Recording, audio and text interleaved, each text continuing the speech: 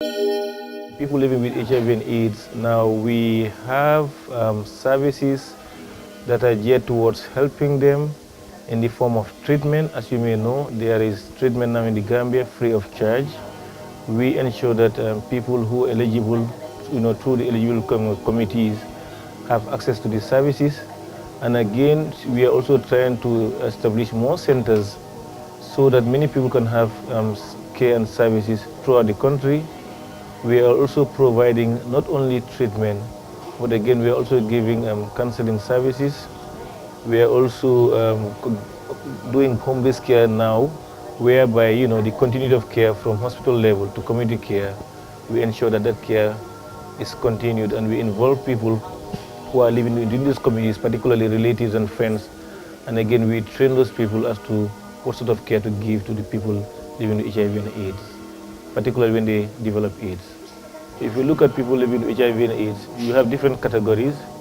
You have, for example, mothers who are breastfeeding and they're positive, okay, and been tested during the period of time they were pregnant. We have a package, which is the PMTCD package, because what we do actually, we make sure that they are counsel. In fact, they even giving counsel for feeding, whether to decide whether you want to really go for exclusive breastfeeding or exclusively for the formula feeding. Either way, we are giving support to that. And again, as I said to you, now we have treatment that we are offering to people living with HIV and AIDS, and it's free of charge. Other than that, somebody who is HIV positive and developing AIDS tend to have opportunistic infections all the time.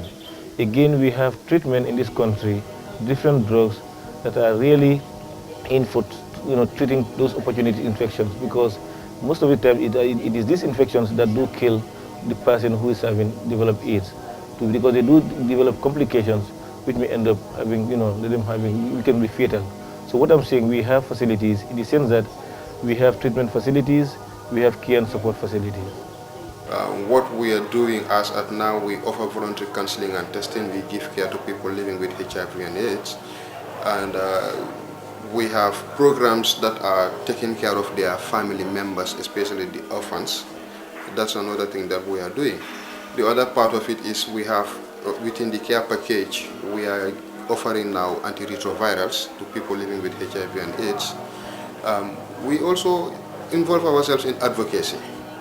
Advocacy in order to talk to people about what HIV and AIDS is, so that those who don't know or who know little about it would learn. We've gone so far to also involve or in partnership with people living with HIV and AIDS, reaching communities, so that they can also talk to people living with without, or who are suspects, not, living with the virus, so that they would have at least the experience and the know-how of, what and how it feels, or how it is being when you live with the virus, what you need to do, yeah. Because of the stigma and discrimination, some people are not really maximizing the benefits of the facilities we are providing. Now, but I know that quite a reasonable amount of people living with HIV and AIDS are also going to these facilities to benefit some of the programs that we have there. As I said to you, like we have facilities for people living with mothers particularly who are breastfeeding. We have this formula feeding. We have this high protein cereal feeding that we give. And again, there is an obesity program that they do have now in the country to support orphans and the like. So actually, people living with HIV AIDS are maximizing the benefits of those facilities that we are providing in the facilities and the health centers. But again, as I said to you, because of stigma and discrimination, quite a few are not really making best use of those facilities. Once people have been tested positive for HIV, then the natural question for them, actually even before they test, is, well, okay, if I'm positive, what's available for me? What sort of services do you offer?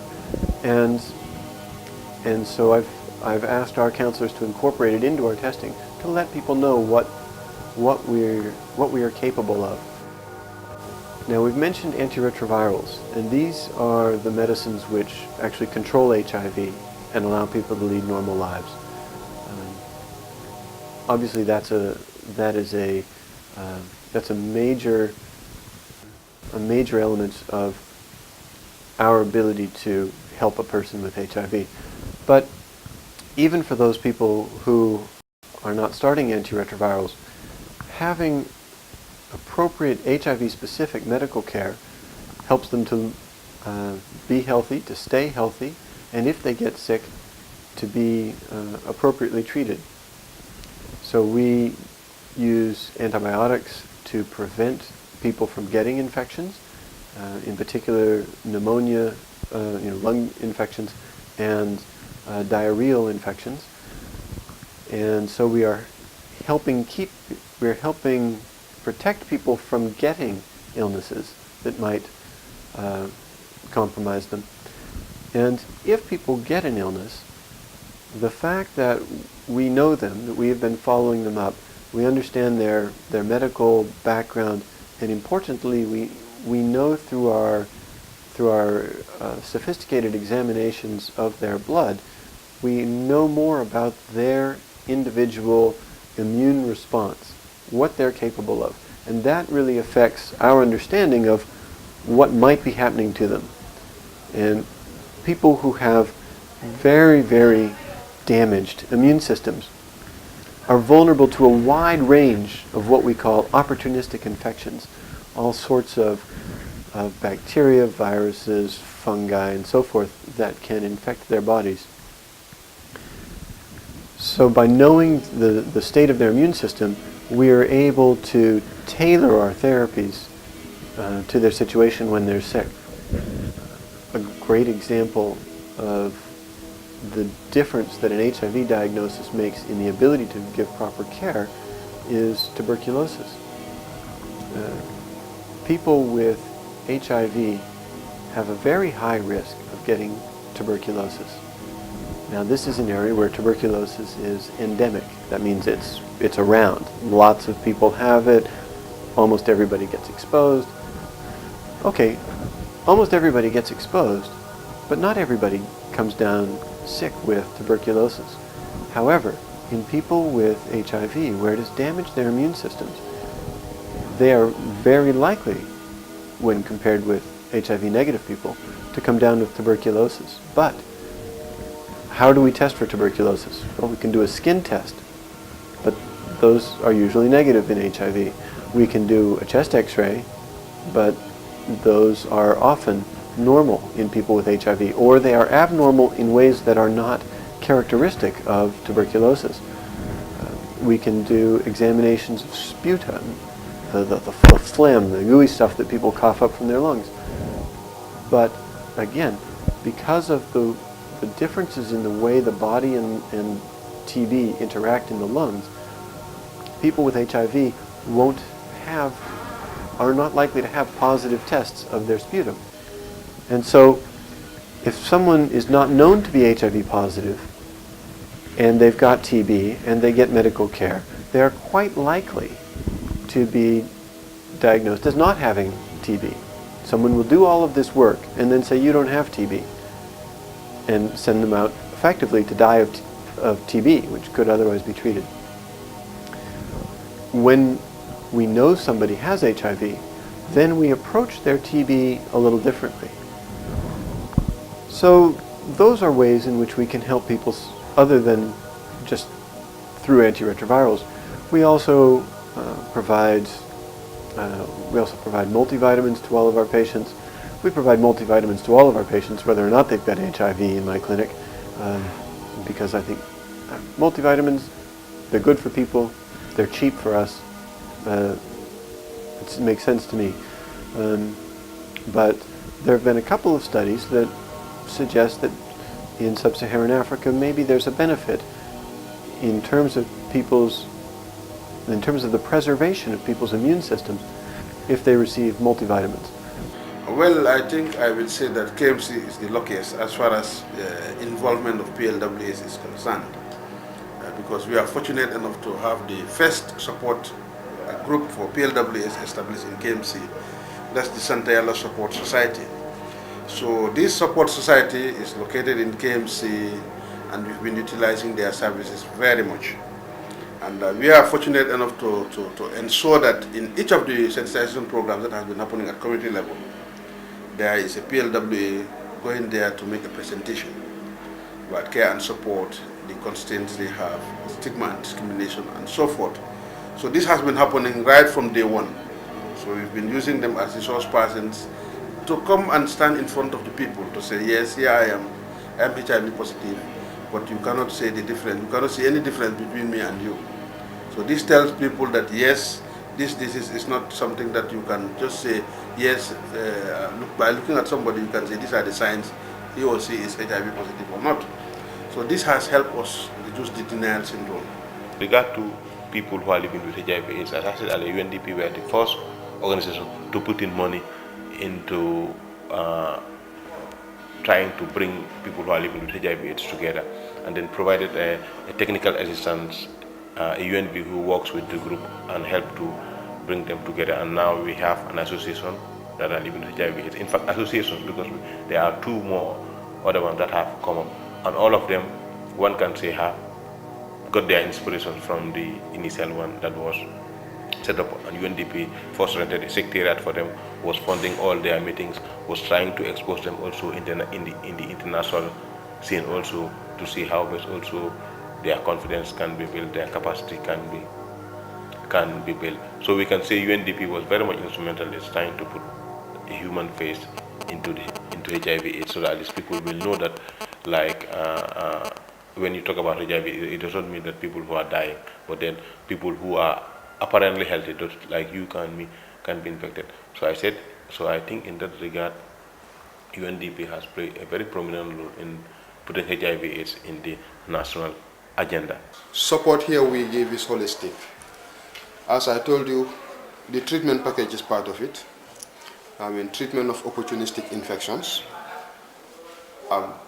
Counseling is one of the activities that we do so that they can live positively with the virus, to live within the society that they come from, and to feel that even with HIV, you are still useful within the society.